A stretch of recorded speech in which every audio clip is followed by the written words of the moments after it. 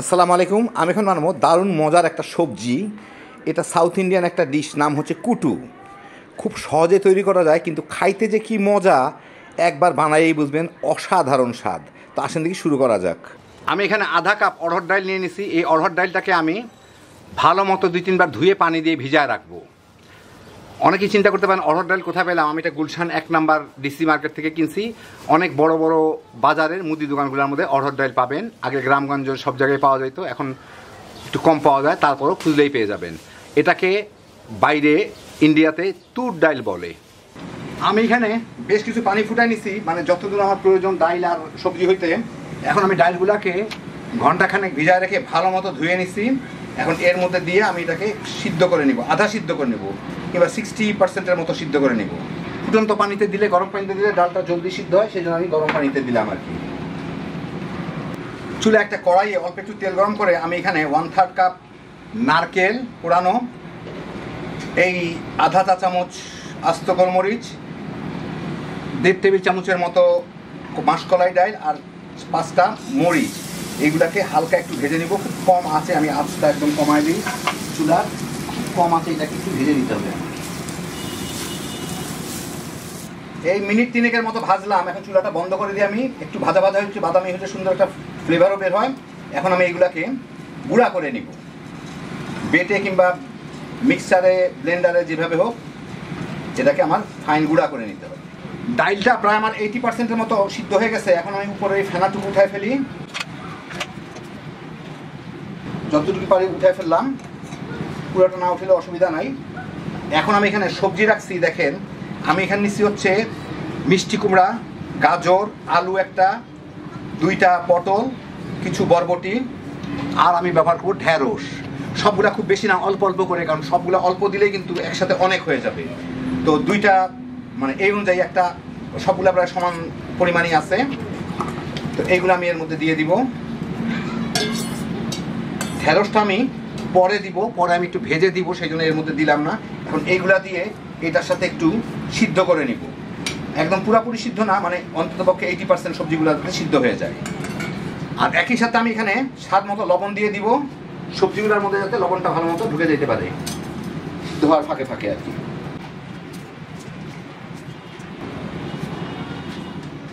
সবজিগুলো মোটামুটি 50%-এর উপরে সিদ্ধ হয়ে গেলে আমি ওই যে নারকেল সহ যেটা করে রাখলাম সেটাকে, এই আমার এরকম হয়েছে শুকনা শুকনো না, এটা ভিজা ভিজা হয়েছে, কারণ নারিকেলের থেকে অনেক তেল ছাড়ে।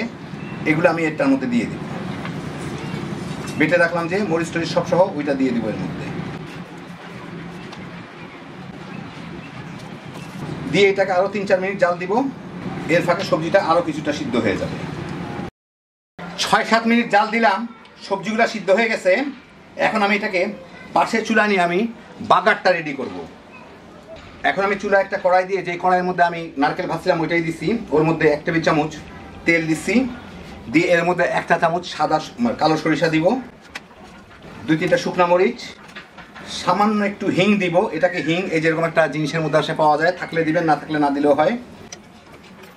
আর এই ভেন্ডি কয়টা, ঢেঁড়স কয়টা আমি কেটে রাখছি, এখানে 4টা ঢেঁড়স আছে, 4টা কি 5টা বোধ হয়, ওগুলা এর সাথে একটু ভেজে নিব। চুলার জালটা মিডিয়াম আর লোর মাঝামাঝি করে দিলাম, যাতে পুড়ে না যায় ঝট করে। 4-5 মিনিট ভেজে এই ঢেঁড়সগুলো একটু ভাজা ভাজা হইলে, বাদামি হওয়ার দরকার নেই, বেশ একটু ভাজা ভাজা হয়ে যায়। এখন এর মধ্যে আমি এই সবজিটা পাশের এখান থেকে এনে ঢেলে দিব, এই ডালটা সহ এর সাথে মিশাই 3-4 মিনিট জাল দিয়ে নিব। চুলার জালটা এখন একটু বাড়াই, মিডিয়ামের একটু উপরে নিয়ে যাই। 3-4 মিনিট জাল দিয়ে আমি চুলাটাকে বন্ধ করে দিব। এই দেখেন, এটা প্রায় ঝোলটা শুকায় গেছে, মাখা মাখা হয়ে গেছে। এটা কিন্তু একটু মাখা মাখাই হয়, আর যে ঝোল দেখতেছেন এই ঝোল কিন্তু থাকবে না, টেনে যাবে। তো যাই হোক, এটাকে আমি একটু ঠান্ডা করে নেব এখন। তারপরে আমার আরেকটা জিনিস মিশাইতে হবে, এটাকে একেবারে ঠান্ডা করে নিই। মোটামুটি এটা ঠান্ডা হয়ে গেছে, দেখেন যথেষ্ট ঘন হয়ে গেছে, পানি কিন্তু অনেক টেনে গেছে। এখন আমি এর মধ্যে 1 টেবিল চামচ তেঁতুল গুলে রাখছিলাম, সেইটা দিয়ে দিব এর মধ্যে। তেঁতুলের কাজ করে রাখছিলাম আর কি, তেঁতুল পানিতে ভিজায় গুলে চিপে বিচিগুলা ফেলে দিছি, ওইটা দিয়ে এর সাথে মিলাই নিলেই হয়ে গেল।